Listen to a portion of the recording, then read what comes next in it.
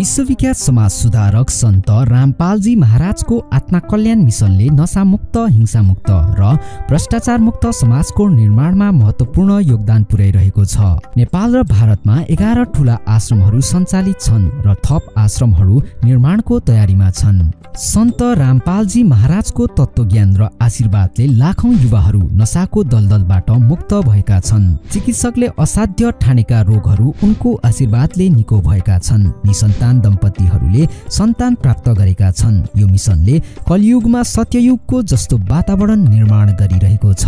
नेपालमा सतलोक आश्रम धनुषा र 30 वटा नामदान केन्द्रहरू मार्फत यो मिसनले हजारौं नेपालीहरूलाई शारीरिक, मानसिक र आर्थिक लाभ पुर्याइरहेको छ। यही शनिबार मिति 2082 वैशाख 13 गते काठमाडौँको ज्ञानेश्वरमा सन्त रामपालजी महाराजको सत्संग प्रोजेक्टर मार्फत आयोजना गरियो। करिब 1000 भन्दा बढी श्रद्धालुहरूको उपस्थितिमा बालबालिका, युवा र वृद्ध सबै सहभागी थिए। सत्संगमा काल भगवानको यथास्थिति, देवी देवताहरूको भक्तिबाट मोक्ष नहुने र पूर्ण परमात्मा कबीर साहेबको भक्ति मार्फत शाश्वत मोक्ष प्राप्तिको ज्ञान प्रदान गरियो।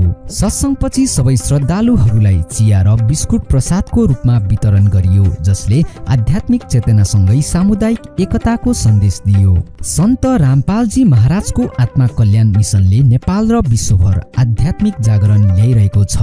तपाई पनि यो मिसनमा सामेल भएर नशामुक्त, हिंसामुक्त र भ्रष्टाचार मुक्त समाज निर्माणमा योगदान दिनुहोस्। निशुल्क नाम दीक्षाको लागि सम्पर्क गर्नुहोस् 9707970797।